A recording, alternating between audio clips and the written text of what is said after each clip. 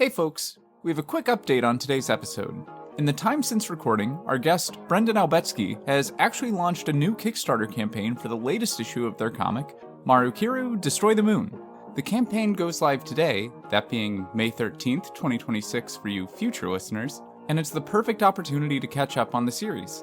Backers can get a physical trade paperback of the comic so far, alongside the latest issue. The series is a recent fave of mine, so I highly recommend you check it out while you still can. Check out the show notes for a link to the campaign to support the book today.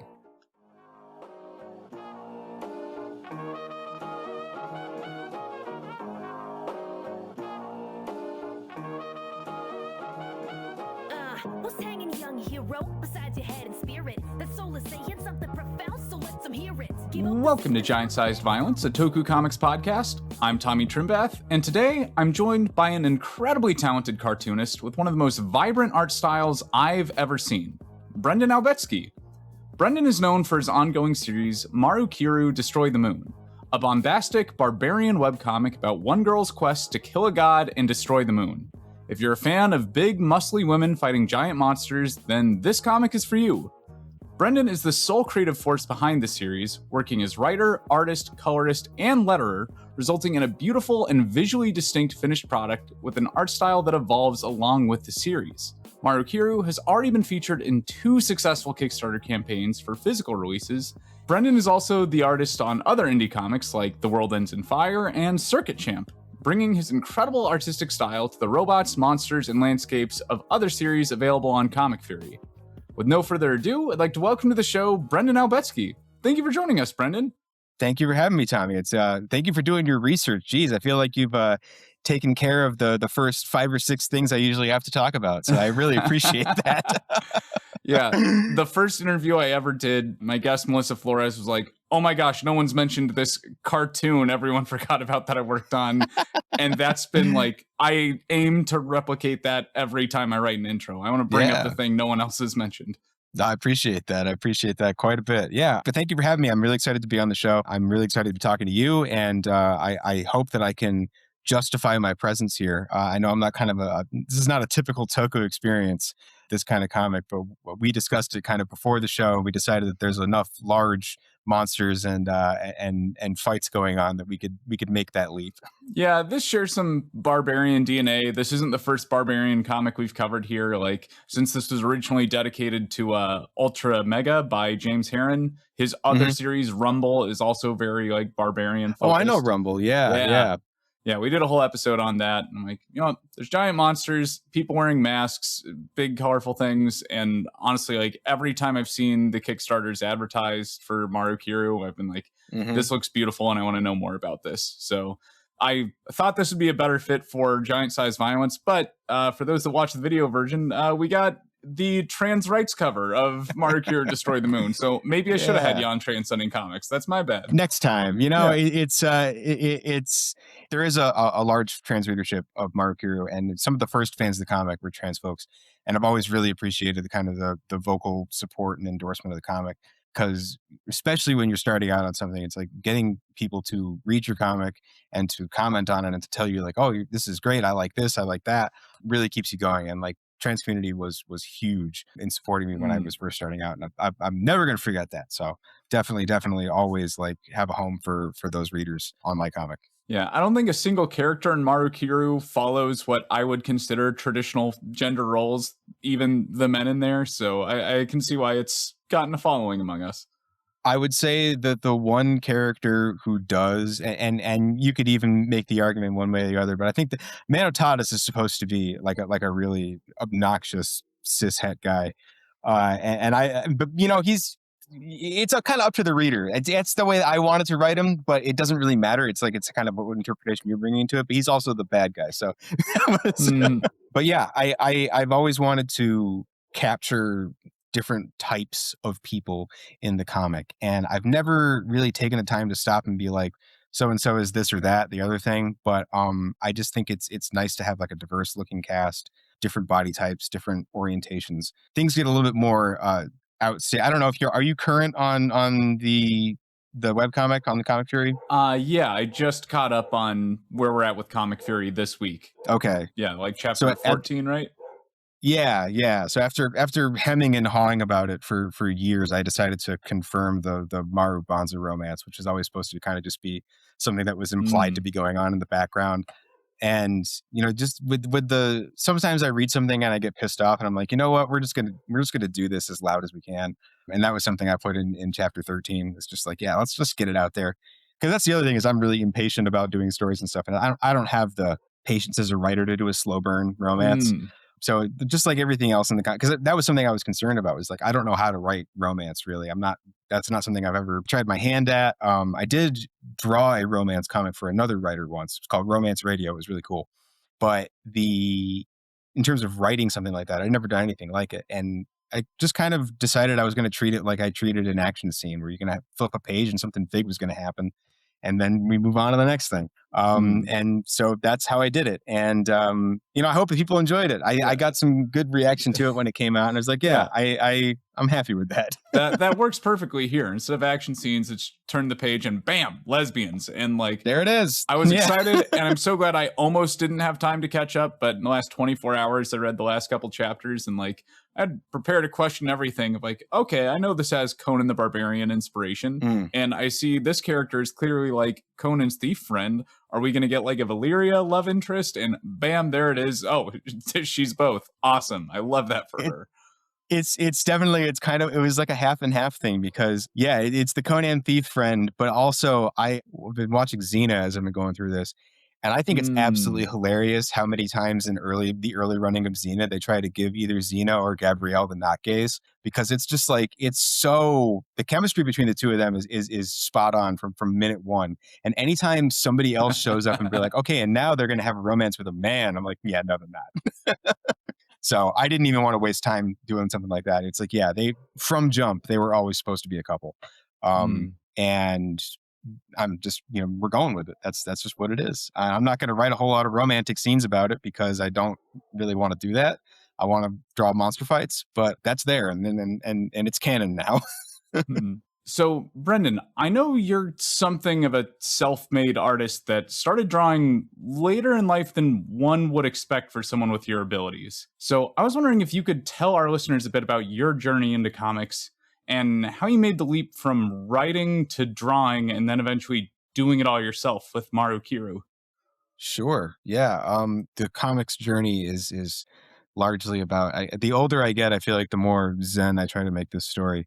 But the comics journey is largely about self-discovery. So when I started doing comics, it was from a very selfish place, and from a very kind of a self-serving place, right? And I'm not going to say that that's changed too much over the years, but maybe I've softened a little bit at least. But when I started, I was reading comics in my college newspaper. I went to UConn. I read the Connecticut Daily Campus. It had a circulation of like 9,000 readership, something like that. It's big for college newspaper. Great. But we would always read the comics page, me and my roommate. And something we thought about the comics page was just like, we could do better than this, given half a chance. Which is, number one, I'm actually very close friends now with some of the people who we didn't know at the time who were making comics on that page, who were like, we can do better than this. And they're actually extremely talented comics creators in their own right. And we were not okay saying those things. But that's point one. But I wasn't drawing at the time. But we were avid, webcomic readers, and all the hits from back in the golden age of webcomics. Got your Penny Arcades and your Chainsaw Suits, your PvPs, and et cetera, gaming webcomics, that kind of thing. So we thought we were experts on like the 3-panel strip, and really what we were experts on was kind of aping the Jerry Holkins style of writing, and didn't have like any art skills at all. Got a friend of mine who was an artist who wanted to draw, similar kind of 3-panel comics, to do art for me. And we submitted this comic to the paper and we got in right away because of course we did, because we're so much better. And we got paid $5 a strip. Now we split 50-50, and it was like, hey, that'll buy you nothing.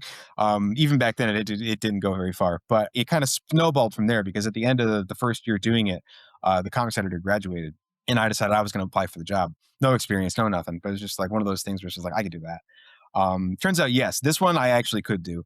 And I did get the job because I was the only person who applied, which is a great way to get a job. But I took over the section.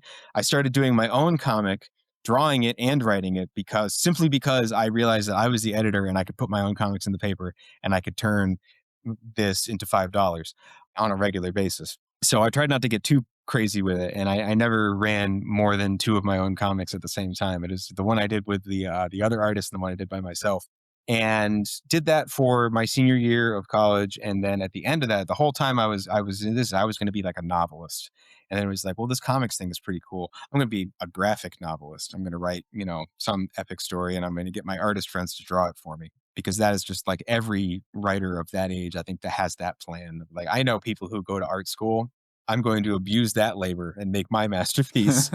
And luckily for me, the friends who one in particular, who is still one of my very closest friends, and that's entirely because of her good graces, and not because of me, agreed to draw this space opera for me. And then after working on it with me for, I don't know, a couple of weeks, and just the way that I kind of approached writing and working with an artist, came to me and was just like, look, I'm out. I can't do this. And I was like, oh, well, fine. I don't need you. I mean, how hard could this drawing thing be anyways? I'll just do it myself. And I said to myself that, like, I think inside of a year, if I practice, I can be good enough to draw this graphic novel. And that, while being an incredible fallacy, also kind of launched me on the trajectory of what would be the rest of my life to this date, which is kind of developing a deep love of art and illustration, and a deep appreciation for the amount of craft and work and blood, sweat, and tears and effort that goes into every single line. It's mellowed me out considerably as a person. I also got sober in that time period, so that definitely helped put me on a more positive trajectory.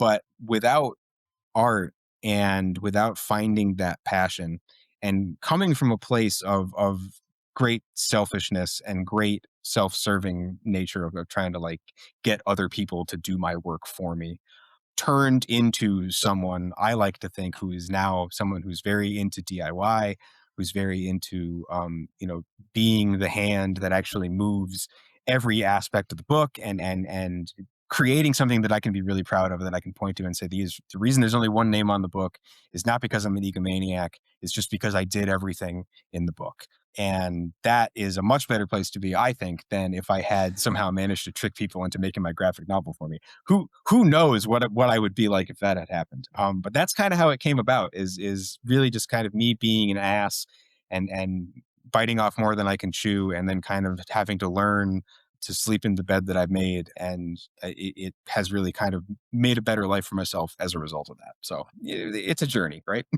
Now, like, as someone who started drawing in your 20s, I'm curious what advice you have to others that are trying to learn the craft well after their, like, school years, where drawing might be Mm. encouraged, or like, everyone seems to have their seeds in drawing in class. I personally think that, like, learning to draw in my 20s was actually a great experience, and being self-guided was a great experience. I have a lot of friends who went to art school specifically for illustration, and really none of them pursued it after school in any serious capacity. They all got kind of burned out on it and really disheartened as a result of having that school experience. I don't know if that's exactly the same way now. Comics have a whole lot more legitimacy than they did, 15 years ago in an academic setting. So it might be different. But for me, it was all about kind of like the passion of learning to do what the people who I admired were doing. So I think that if you are someone who is, 21, 22, 25, 27, 30, 35, 40, and you want to start drawing, the best thing to do is kind of like figure out who is, your idol. And at the time for me, it was Mike Mignola. That was like somebody who was like, I want to be like Mike. And so you kind of start copying panels here and there. And I actually used to do a YouTube show called Paneling, where I did that with just random panels, and I would copy over panel, and it's like, let's see what we can learn from copying this. So, like, yeah, copy your faves. Don't be afraid to be a hack fraud. Don't get too bound up in worrying about, like, what your style is. I think that's a faux pas that a lot of people just getting started out like, they're super worried about, like, what is my art style. And this is something that Alejandro Bracete said to me a couple of years ago, was that, your style does not matter. It is how you as a person solve the problems of creating art on the page. And, like, at the end of your life, if somebody collected up all your work and they put it in a room, the only joining factor that it needs to have is that it was all made by you. Who cares if the first thing you drew and the last thing you drew look anything like one another? Style is just like totally not important. And you will also find that it's gonna something that's gonna develop naturally because it's the way you think and it's the way you put it on the page. And even if you don't see it yourself, other people are going to be like, "Oh yeah, I recognize that." That's something that I think it happens a lot. I saw a post about this recently where somebody saw a thing on Tumblr that was like normalize having 50 different art styles, and then they showed 50 pictures that were all clearly drawn by the same artist. And it's like maybe just normalize not worrying about your style so much, and kind of just let the ideas flow in the way that makes the most sense to you as you are solving problems. And don't be afraid to use references, and don't be afraid to like look up YouTube videos and stuff. I did an anatomy drawing course that was just like a series of YouTube videos, and I did that for like a month, and it taught me a ton. And I never had to pay for it, and I never had to go to school for it, and I never had to get graded on it. But it was just like it was something I was super interested in, and it made it fun for me. And I think that would be another thing is like as you're drawing, if it's not fun for you while you're doing it, then either find a way to make it fun or move on to something else. Life is too short for you to make yourself miserable. And let me tell you, like the reward is the art that you will create. If that's not satisfying to you, then rethink what it is that you're doing because you have to treat the product of your labor like it is its own reward. Because in many cases, that is the only reward that you will get.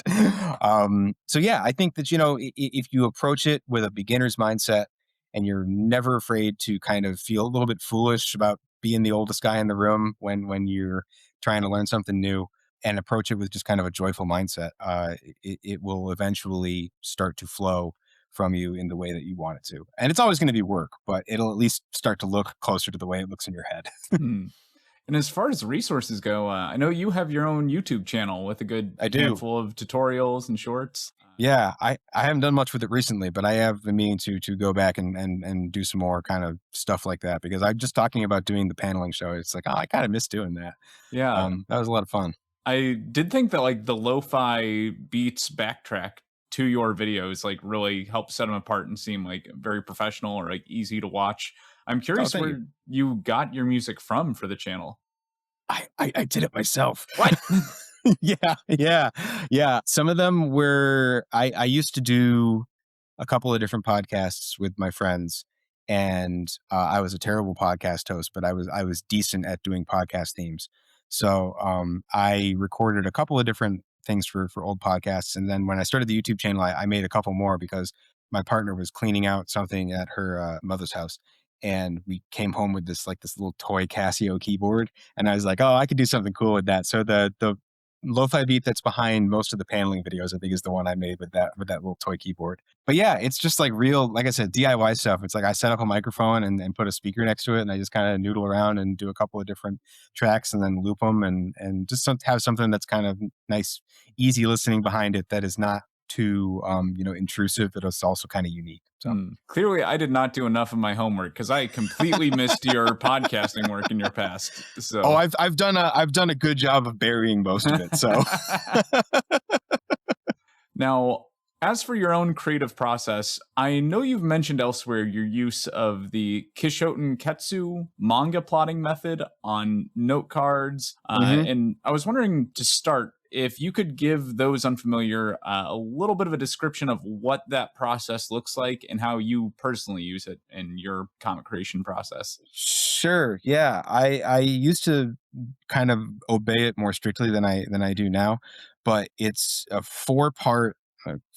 it's a four-part storytelling method that is used in a lot of manga and Japanese storytelling, where you have a setup, a development, a twist, and a resolution. And the important part of the fourth step is that it skips the denouement that is typically present in like a Western story. So it's perfect for doing short form comics.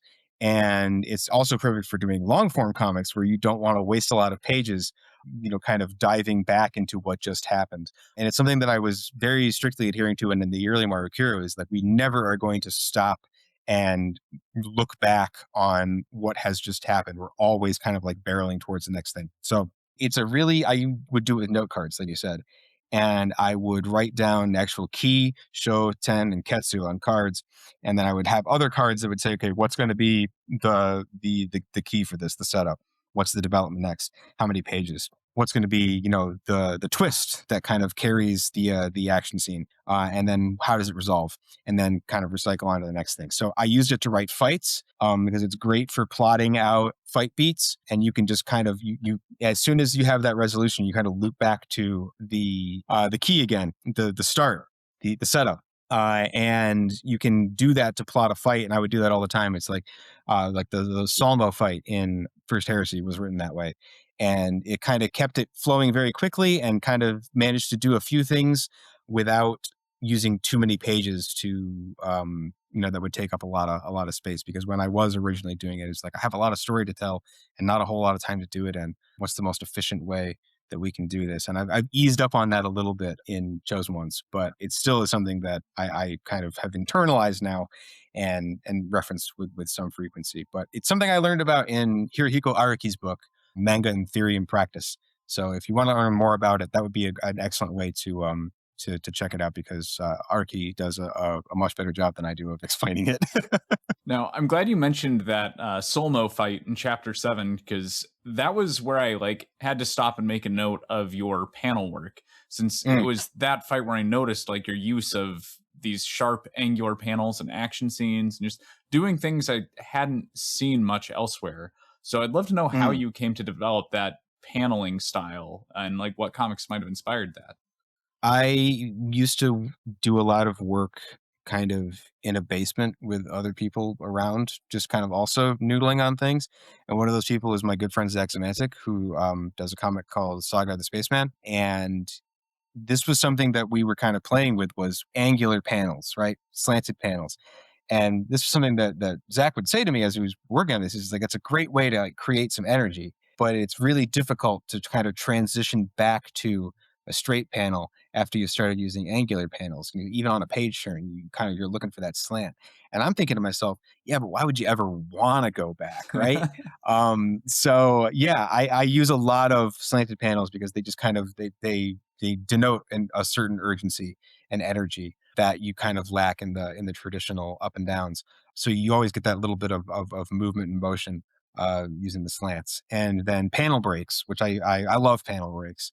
I use all the time to literally to break out of the panels and help that action kind of explode out at you. And splash pages are another thing. I love using the page turn to do a big splash or a big hit or whatever. And anything to keep the energy up and to keep the momentum up. I hate this is something that I hate's a strong word, but it's dialogue. What's the best way to phrase this without sounding like an ass? I'm not a huge fan of lots of dialogue. I try to keep it very brief and meaningful in my own work.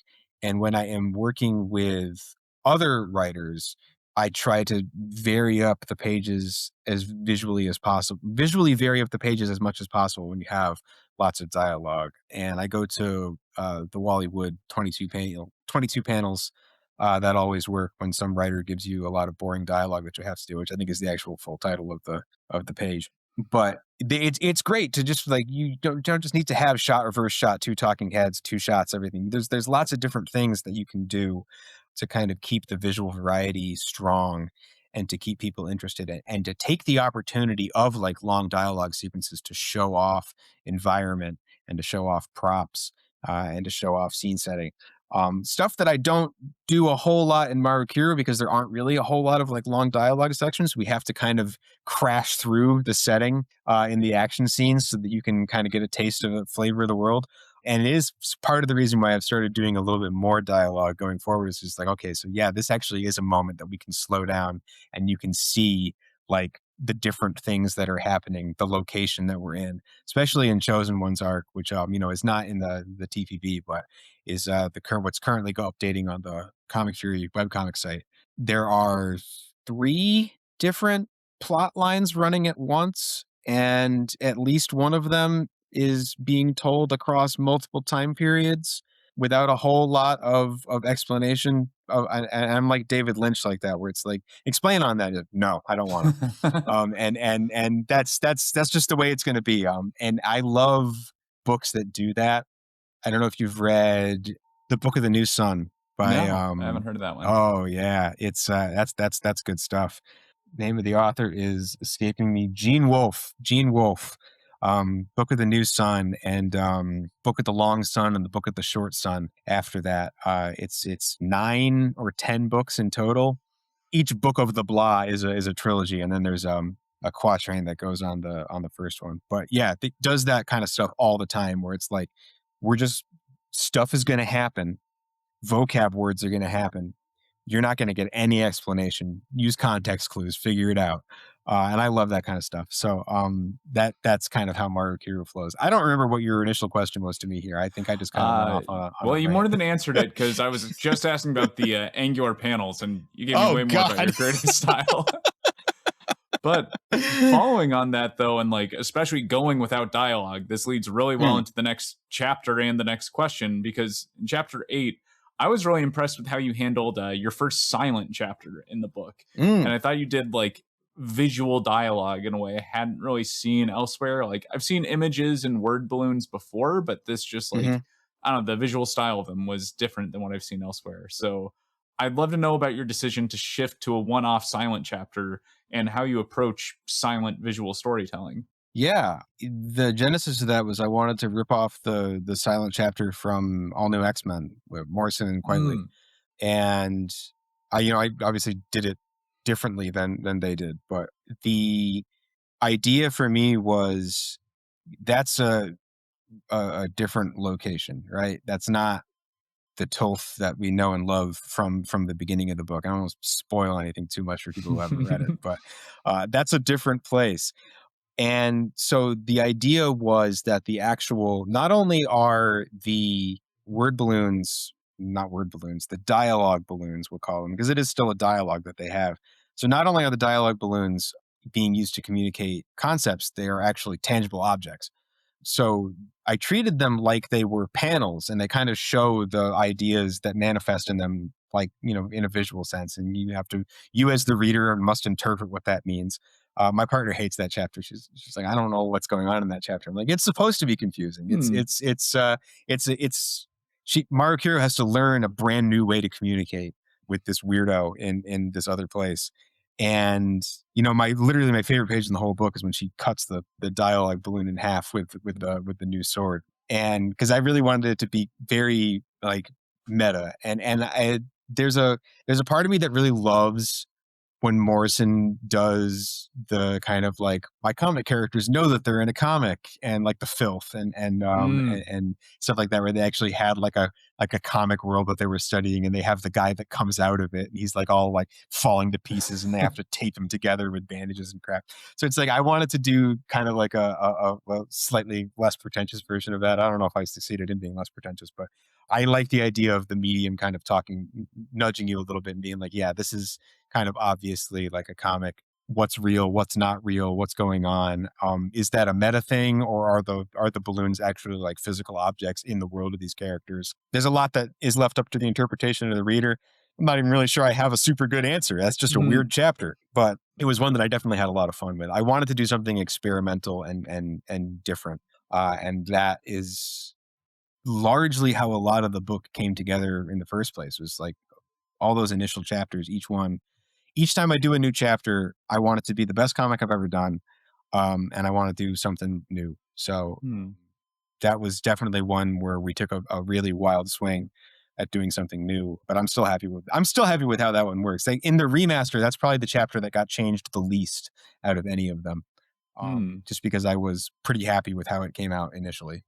Yeah, I'm no stranger to psychedelic experiences myself. So, I mean, this whole book has a very like psychedelic color scheme at that. And I think you've managed to have very cohesive storytelling, I would say, even through the silent chapter. Like, I think I can just pick up on when something is supposed to be a mystery, or like, okay, reality is getting weird. I think similarly, like all the Morrison reading has prepped me for that. I mean, like, sure. Since you mentioned it, I have the filth within arm's reach. Oh, hey, look at that. I don't think I've ever experienced that before where I mentioned the filth and somebody's like, oh, yeah, I've got it right here. Oh, yeah. No, Oh, that's great. Like, no one used this sample out of context, but I love the filth. Like, oh, yeah. Yeah, I love the filth. I feel like I would see it on Reddit comments of like things people wish they could unread. So I had kind of avoided it until I mean, there's some stuff in there, I guess, but no, it's never great. that bad. Yeah, never that much of a downer. And I was kind of saving it for like when I was gonna interview Grant Morrison, and since it was like Invisibles adjacent, and our interview was very focused on that, I'm like, I gotta know what this like pseudo sequel to it is, but. Wow! That's you. So you actually got to interview Grant Morrison. That's really the cool. second most recent episode of Transcending Comics. Oh my god! Okay, well, I'm gonna go watch that. You know? Oh, dude, yeah. I've got stories to share after the show as far as my own. Like, sure. The Invisibles literally changed my brain experience. So. Oh yeah, definitely. Yeah. No, it'll do that to you. Now, rewinding a bit to like the origins of Maru Kiru, I know that like a lot of this is springing out of like Conan the Barbarian inspiration and like years in D&D tabletop campaigns. And what I've never heard you extrapolate on, though, is the actual origin of the name Maru Kiru and where that came from. So the short answer is it's me stringing sounds together. And the long answer is I was looking up the word for murderer in different languages, trying to find ones that sounded satisfying to me. And I think I chopped and screwed a couple letters here and there when I saw and Maru Kiru is it rolls off the tongue. It sounds nice. It's like I used to say, I used to be in a lot of bands in college, and I would tell people, like, whenever you hear a story about how a band was named, you need to assume that is bullshit. And that's something that they came up with because they thought that was a cool way to like communicate like how they came up with their band name. 99% of the stories of how people came up with a band name is a bunch of guys sitting in a basement going, it'd be a cool name for a band, XYZ. They're like, oh, you know what? That would be a cool name for a band. Let's go with that. So that was kind of how Maru Kiru came about. And the Destroy the Moon thing was like, I like I said, I was heavy into JoJo's Bizarre Adventure. And I'm still like, I'm super manga freak.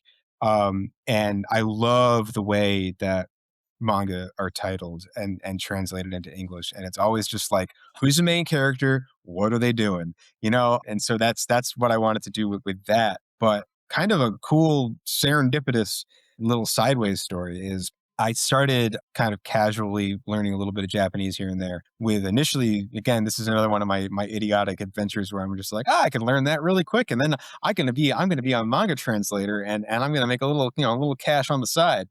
No, that was a dumb idea. I mean, it's something that's really fun, but it's also really hard and complicated. It's going to take me super longer than it took me to learn how to draw. It's going to take me to learn how to speak Japanese. But I was talking to a Japanese speaker about my comic and they said, oh, Maru Kiru, that means circle cut or round cut.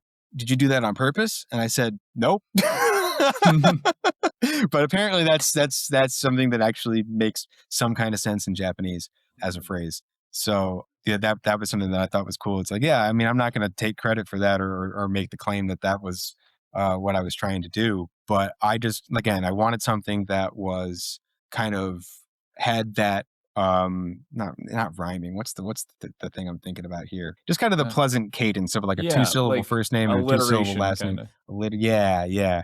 And to have the the end rhyme, the ruru.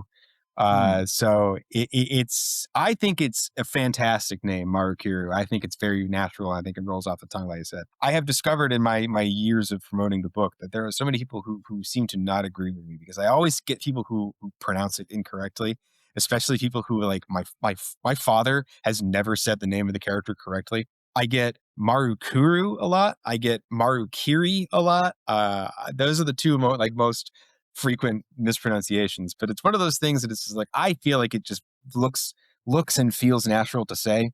And I am never going to be shaken from that opinion. So I think it sells the book well. Like, not only is it giving the character's goal, but like the Maru Kiru name gives it that anime feel that like people will not be disappointed if they go in expecting like anime vibes. Oh, for sure.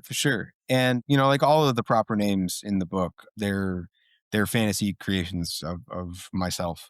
You got Maru Kiru, you got Manotatus, you've got Juval, you've got Salmo, you've got Yaga. Okay, Yaga's stolen from Shakespeare, but and Banza, which is turns out it's stolen from a pasta, which I didn't know at the time, but it's too late now.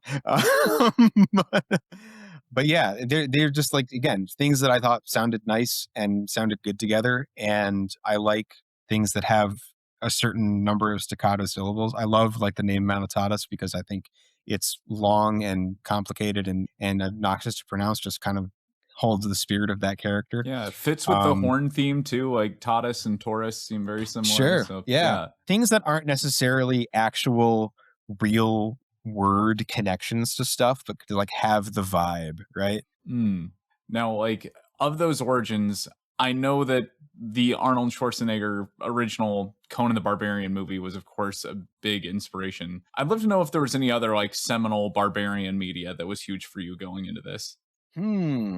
Seminal, the one that people always expect me to say that I never do is Red Sonja, which is because Red Sonja really wasn't an influence on me. It's something that, I mean, like the characters are like, okay, kind of cool, I guess, but I never really read many of the comics. Xena though is a big deal. Not a barbarian thing, just a cool woman thing. Samus Aran, Metroid was like a massive influence on like creation of the character and the way that I wanted her to be presented. And I was just talking about this last night on another show, that the canon Maru Kiru physical statistics are that she's 6'3", 198 pounds, because that's the same as Samus.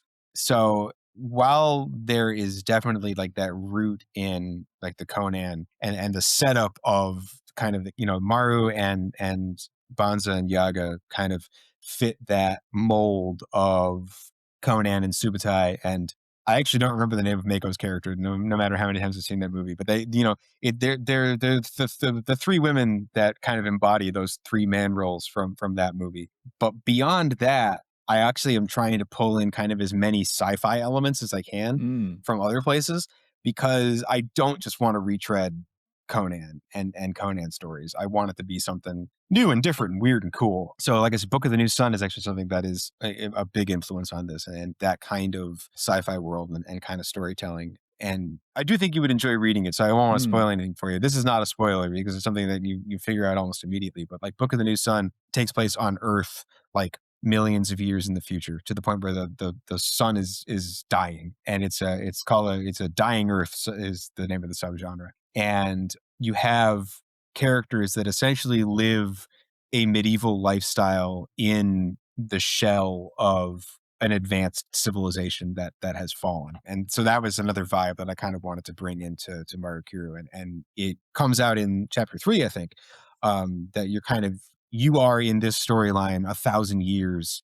after the peak of this civilization, and kind of that consolidation of power that happened in the War with the Sorcerer Kings that was the end of this peak civilization. They're kind of just living in the remains now. You do a really cool twist on that Conan thing of like, and the gods left steel behind with because steel didn't mean shit to them. Like that, they don't give a shit. Yeah, it can't hurt them. So you can keep steel. We don't care. Yeah, I also loved that. Yeah, because that's like Maru Kiru's thing. Is like all I need is steel, and it's like, yeah, no, they're not gonna give a shit about that. Yeah. I'm glad you brought that up, because I like that too. Yeah. I've always been curious, like, is there a second good barbarian movie outside of Conan or like Sword and Sorcery? Like I just revisited the original Conan earlier this year, and I'm like, dang, this really is like the best fantasy movie pre Lord of the Rings. And it is like nothing comes even close unless it has like Jim Henson puppets in it or something. And then that's just something totally else. Have you ever seen The Barbarians? I have not. Oh, okay. Well, it's not good, but it is very entertaining. It's called The Barbarians. It stars the Barbarian brothers, who are twin brothers that both look like Arnold Schwarzenegger, and they both play barbarians in this movie. And it is there's a screwball comedy element to it, but they, for the most part, try to play it straight, like it's a serious fantasy movie. And it's just kind of dumb fun, because instead of having like the thick Arnold accent, they kind of both talk like LA Valley Boys, or like, kind of like gym bros, like that kind of accent to them. So it's a lot of fun. It's very stupid and it's very entertaining, but it has like that aesthetic that the Conan movie does. Mm. I think that Deathstalker is also in that realm, but Yeah, again, it's not a very good movie. that did just get the reboot from the minds behind Psycho Gorman, and like, Oh, okay. I'd watch yeah, that. yeah, I Yeah. think Patton Oswalt's involved in it too. So like, I do Yeah, I'll really watch want to that. see that, and I imagine that's got to be a fun time, just given who made it. But haven't seen Yeah, it for yeah. myself yet. Um, Krull Mm, also. Krull's not a barbarian movie, but Good Krull's great. fantasy. Yeah. Yeah. Any suggestions on like the wider world of Conan media? Like people coming from the movie looking for more, like where would you suggest they start in like among all the comics and stories and like Robert E. Howard shorts? I mean, honestly, the Robert E. Howard, I would get yourself a volume of the complete Robert E. Howard stories and just read through it. They're still incredibly readable, even now. You are going to run into some of Robert E. Howard's more objectionable opinions, so just be Some is prepared for that. underplaying it. Yeah, he's not as bad as Lovecraft, but he's close. Yeah. Yeah, but again, but the pulp stories, they do hold up if you can kind of put your blinders on for a lot of it. But in terms of pulp adventure stories, those are still great. I like the Jason Aaron Conan run a lot. Mm. I've recently been reading Liam Sharp's Spawn: The Dark Ages, which is just a Conan comic with Spawn in it. And I know he's doing a Conan run now that I need to check out. I've also got on my bookshelf. Oof, I love the old stuff with Conan. Conan is an artifact. Yeah. Um, there's a lot of Conan where it's like, I don't necessarily want you to modernize Conan. I know Conan's got problems, but I think that as a historical artifact, we kind of need to preserve his problems and study him. So I definitely, you can't go wrong with the Savage Sword of Conan collection from Marvel Comics if you want to get the real kind of like authentic Conan experience. Is that like the Um, Barry Windsor Smith stories? yes, yeah, it is. Okay. And so that is really, again, they are a lot of times they're just straight adaptations of the Robert E. Howard stories. There's a couple original things in there, but I guess we're assuming that people have already seen the Arnold movie and now they're trying to move on to other things, because honestly, my favorite interpretation of the character is Arnold Schwarzenegger in the Mm. film. And I know it's not text accurate, but I don't care. It's just my favorite way that the character's ever been presented, and I know that Thulsa Doom is not a real Conan villain; that he's a mashup of Thoth-Amon and Mm. somebody else. But again, James Earl Jones in that part, like that's this quintessential stuff for me. I think that's like so much of that is just stuff that I did for Maru Kiru. It's just like, I'll take that, I'll put that in my book. I'll dress it up different, but I'll put it in my Mm. book. Yeah. And I love that movie so much. And I love the relationship specifically between Conan and Thulsa Doom so much. That final confrontation that they have, where Thulsa Doom tells Conan that it doesn't matter that he killed his father because he's more of a father to Conan than his own father ever was, just because of like how he shaped his life from afar. And then Conan cuts his head off. I just think that they're so great together in that movie, and everything that movie does is fantastic. Riddle of Steel stuff is all fantastic.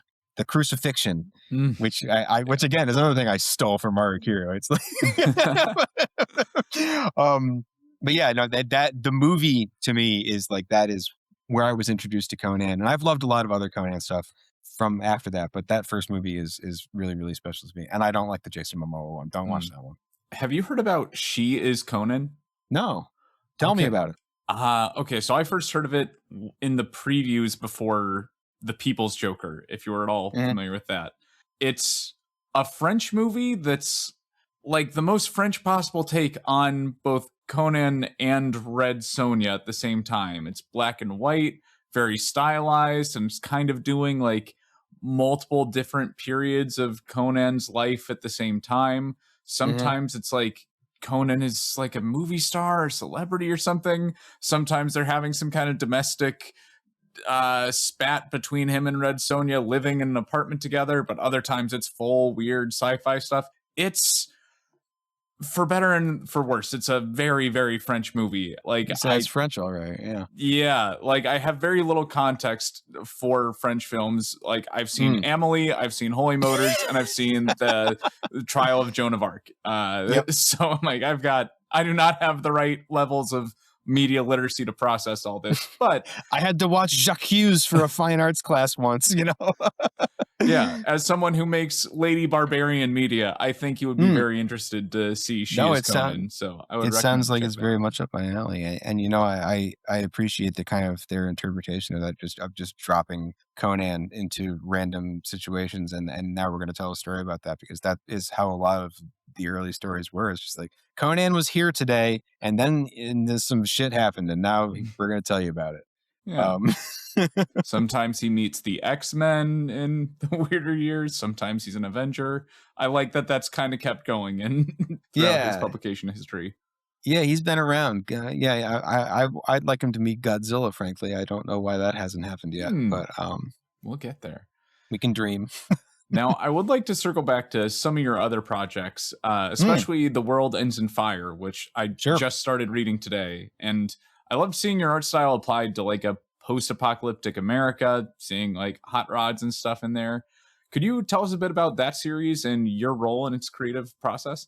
Sure. I am half that creative team. It's written by DC Horn. We've done 5 issues of that comic. It is kind of currently on hiatus, but we are going to put out a trade paperback of those first 5 issues sometime in the next year or so.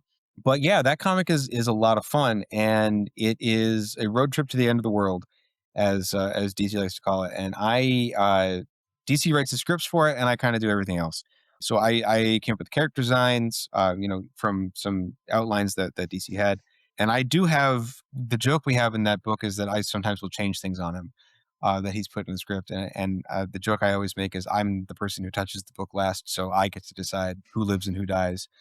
But we do have conversations about it, but oftentimes the conversation starts with me being like, I didn't want to do it the way you wrote it. I did it this way. What do you think of that? And sometimes I have to change it back, but oftentimes we come to kind of a compromise, and we create something that's a little bit different than maybe both of us were thinking of, but it's better overall for the whole story. But yeah, it's a modern fantasy. It's got a car in it, which was a lot of fun to come up with, the wizard car. And I hope the wizard car comes back. But the premise behind that book is that it's kind of 4 bumbling heroes who have been tasked with this mission to save the world, but they kind of can't get out of their own way in trying to accomplish that. There's a great deal more humor in it than there is in other stuff that I've done, and that's kind of all down to DC. But there are also kind of some serious emotional stories that happen in there as well. And we are putting on a comic fury right now, so you can read. I think we're in issue 3 currently on the Comic Fury site. So that's updates Monday, Wednesday, Friday right now, and we're going to keep updating that until we get through all the material that we have done.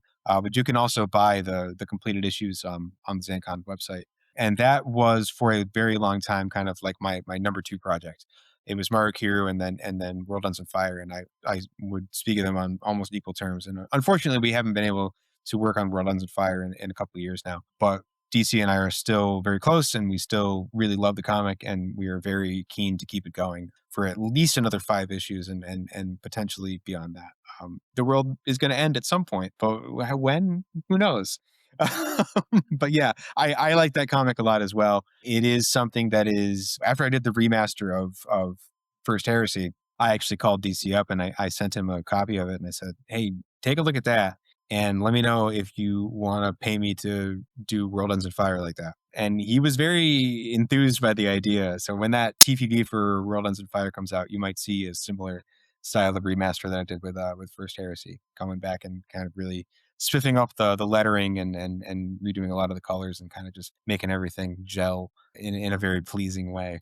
Now, I was also excited to see you had a giant robot book under your belt Yes. with Yeah. Circuit Champ, which, yeah, Yep. I sped read all of that today and had a really great time with it. How'd that project come to be, and how'd you get to be involved with it? I was approached by John Solito as a result of him reading Maru Kiru, and he wanted to do something with me. And John is kind of best known these days for writing Warhammer 40K novels. Mm. And is Circuit Champ is, we always like to say Circuit Champ's for the children. That's it's our all ages book. But John is the driving force behind Wild Hair Comics, which also in a series called Veritas, which is a superhero book. This is obviously different than that. He wanted to do something that was super inspired by like shonen manga, and knew that I was very into manga and anime, and wanted to have me on that project as a result of that. So initially, it was pitched to me as being a shonen version of the Hugh Jackman vehicle, Real Steel. Ah, Um, and I convinced John that the stakes would be much higher if the pilots were inside the robots as opposed to just standing on the sidelines. So that's how it became a mecha book, as opposed to just being about rock, sock, and robots. But that yeah, that's kind of how that came about. this is touching on everything. Like, I have a girlfriend that we're like getting all of her major milestones here in the last few minutes. Like, she was the one I rewatched Conan with. She's been reading me some of the Robert E. Howard stories at night. She's huge 40K head, and Real Steel is her comfort food movie. So, oh wow, couldn't believe we can That's speed funny. run her hyper interests here. Oh wow, yeah. Joe, will definitely check out Circuit Champ then, because that, I mean, even though I put pilots inside the robots, there's still a lot of Real Steel DNA in that book. And it's a tournament book, and it's all about a young engineer who builds her own robot in her garage at her uncle's house and takes it on the professional fighting circuit and up against opponents that are much better equipped and funded, and kind of just has to get by on grit and tenacity. So it's a very fun book. It's a very heartfelt book, and it's something that we are continuing this year. Pretty soon, I think in May, there's going to be a Zoop campaign for a third chapter that'll be put all 3 chapters into a square bound volume, and be looking to do that. I think that's the current plan. Paul's kind of in John's court on that, but we've had several meetings about it, and he's primed and ready to get on this third one. I've read the third chapter. It's good. It's good. And I think I did some preview pages as well. So I'm looking forward to doing more of that book. Are the print pages all in color, or is it a mix of black and white like on the Comic Fury version? They are all in black and white currently. The color pages are currently only available on the Comic Fury site. Actually, we did some printing of a print run of the first 2 chapters. It's a 48-page volume that we just wanted to have a physical object that we could show to people. And because of due to cost concerns, we did the whole thing in black and white, just because it felt foolish to pay for color printing when we only had 4 color pages. So I don't know what will happen with the new volume. I think that if we were to somehow hit a very big stretch goal, I would certainly be interested in coloring the whole book. But it was kind of written and intended to be a black and white book, and will probably remain so, unless again we hit some kind of, like, if we raise $15,000 or something like that. Yeah, we'll have that conversation about coloring the book. But let's get there first. I actually have I have another black and white book that I don't think you may have seen. It's called Pond Scum. Ooh, look at that. I saw it on your Ko-fi. Yeah. Meant to ask about that. Tell us about Pond Scum. Pond Scum is the first time I've done animal characters. It's about a toad and a moth from rival gangs who are both sold out to the cops by an information dealer, and they have to kind of team up. They're unwilling to team up at first, but they are forced together to work together to escape the police in this kind of Streets of Rage-esque city called Bogtown, where everyone is either a lizard or an amphibian or an insect. Yeah, what are the cops in this world? They're wasps. So nice. they are wasp soldiers, and it's a private police force that is run by the mayor, the evil mayor of Bogtown, who is a disgraced talk show host named Iguana Tonight. And he has a private police force called the Iguana Criminal Enforcement. And they put their initials on all of their shields. And it doesn't mean anything, because who would ever write a political message into a comic? Not me, that's for sure. But, that's just who they're fighting. And you can take a guess at when I started writing that. That sounds like exactly what we need. And hey, at least you got creative with the anthropomorphization of this privatized police force. Yeah. Like, I was going to assume literal pigs, or be a little hilarious if the cops were still humans chasing down moths and frogs. actually would be funny. No, we wanted to stick to. I wanted to stick to insects and lizards and amphibians for the most part in the book, and to stay away from mammals. I don't know why. It's just kind of an aesthetic choice that I made, and I'm going to hang on to it because I kind of like the swamp aesthetic of the whole thing. Hmm. But I only did 8 pages to start. It was kind of like a fun challenge that I set out for myself, where I just wanted to see if I could go. How fast can you go from concept to print? So in 3 days, I designed the two main characters. I did this 8-page story for them. I printed the zine off my home printer. I stapled it. I said, look at that. I did it. So the only copies that exist right now are ones that I actually made at home. And I do give that 8-page teaser away for free in PDF form on my Ko-fi page. And tips encouraged, of course, because it helps make the next chapter. My current funding goal is to raise $500 to do the next 8-page chapter.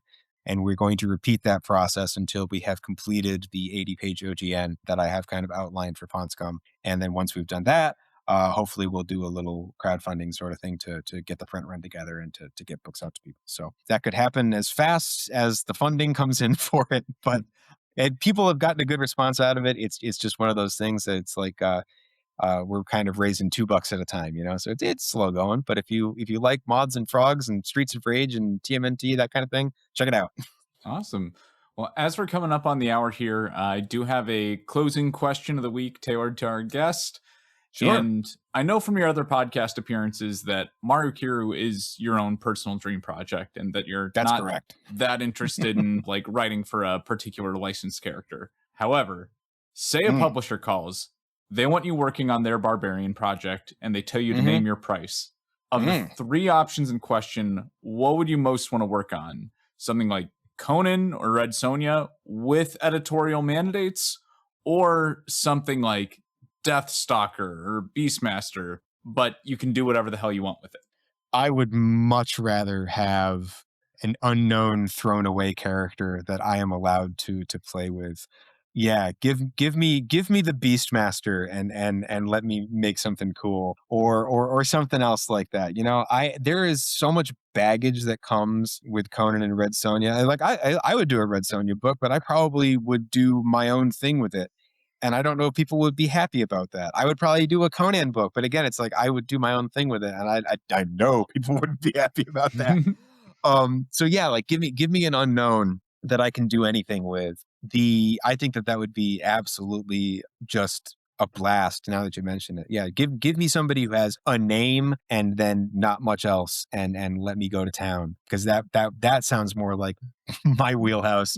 I'll do anything, honestly. It's like I wouldn't want to write if it was a really big name project like a Conan or a Red Sonja. I'd want to draw it.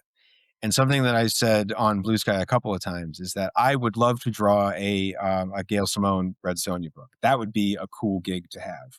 I've said that to Gail Simone, who has not acknowledged me that I've said this. We are mutuals, but she has not acknowledged that I've said this. So, and I can understand why. I feel like if she were to say that, that would kind of lead to expectations, and yeah, you don't need to get bogged down in that kind of thing. So, yeah, if that was the scenario, then I'd want to be just the artist. I wouldn't want to be the writer. But yeah, you want to give me Deathstalker? I'll go to town. Give me the keys. Let's drive.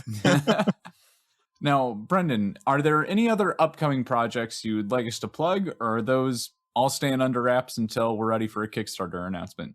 When does this show get published?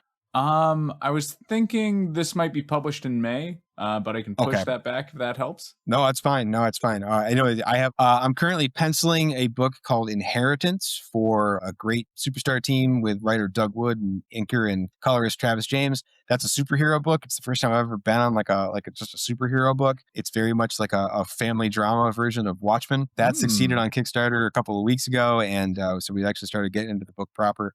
And that will probably be out sometime in October. I also have a project that I have been working on for a couple of years now, off and on, with Alice Quinn Rose, who does the Insomniacs Delights anthologies, among other things, which is another medieval horror story, which, again, I don't know if I can say too much about it, but Alice and I have worked together before, and I'm very excited to be working with her again. And I teased you earlier by saying that I'm working on a Toku adjacent project with Casey Flynn called Cosmic Wardens.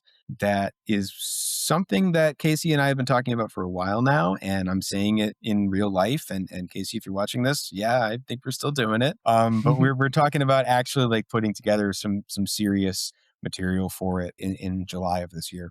So kind of last half of this year, keep an eye out for that kind of stuff. And I'm going to keep driving on my own comics as well. Maru Kiru is kind of the big thing that I'm pushing behind this year. The trade paperback was a huge step for me getting out this year. I didn't crowdfund that or anything. I just kind of seeded the first print run with my own money, and we're trying to sell as many books as we can to make that back and to make it a success, and to keep running with new Maru Kiru on the Chosen Ones arc on the Comic Fury page. You're going to see more Circuit Champ this year, like we talked about earlier. You're going to see more Pawn Scum this year. And maybe some other fun stuff. Did you know that Bride of Godzilla enters the public domain in 2027? That's just a fun fact. Okay. I've been a Toku fan for years and years. I don't think I've ever heard of Bride of Godzilla. That's because it's not a real movie. It never got made. Yeah, that's a fun one. I'll tell you more about that one after the show if you want. Okay. Yeah, no, I definitely have my properties that I have my eyes on. Once they go public domain, I'm jumping on it. Like T.S. Eliot's Old Possum's Book of Practical Cats, the thing that Cats is based on, that'll be in my lifetime, and I am going to be ready with like cyberpunk Cats. Get that ready to go now and just like hit the button, right? Yeah. Brendan, any socials you want to plug before I wrap us up? Yes, absolutely. So I use my name for all of my socials, and then for my website, it's just Brendan Albetski. It's and put up there you go, just like it's spelled right there.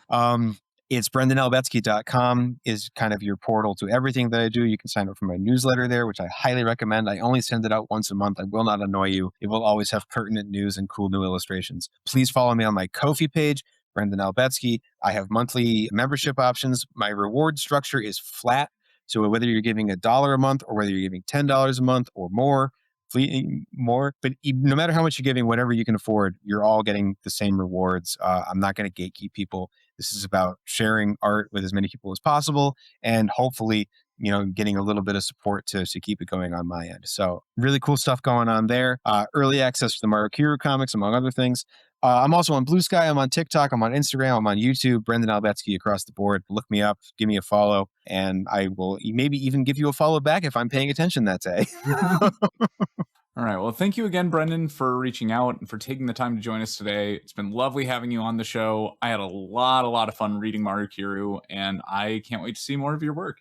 I really appreciate you having me on. Thank you for responding to me when I reached out to you. And I'm super glad to hear that you enjoyed the book. And I had a fabulous time on the show, and I hope we get to do it again. If the listeners at home have requests or recommendations for content you'd like us to cover in the future, you can send them our way on social media. You can find us on the Giant Size Violence Facebook page, on Twitter, a site you should leave as @UltraMegaCast, or email us at giantsizeviolence@gmail.com. Giant Size Violence is part of the Keymaster Collective network of podcasts. You can support us on Patreon or give us a boost by leaving a 5-star review on your favorite podcasting platform. I'd like to thank you for giving our podcast a chance, and give a special shout out to artists Ray Day Parade and Dark Moon Home Video for designing our logo and cover photos. Our intro and outro music is You're an Ace Kid by Demon Dice from their album Alcatraz. You can check out their EP, Shut Up, Get Happy, on iTunes and Spotify. We hope you join us again next time as we continue to explore the world of tokusatsu comics. But until then, take care and remember to do your part in preventing the spread of the kaiju virus. Freedom can't be seen by downcast eyes. So raise your gaze up till you're 10 feet tall and shake your fist to the sky. Refuse to higher, let them make you small, cause they love just to see you convinced you're just a brick in the wall. But you're not just a brick in the wall. La da da da da da.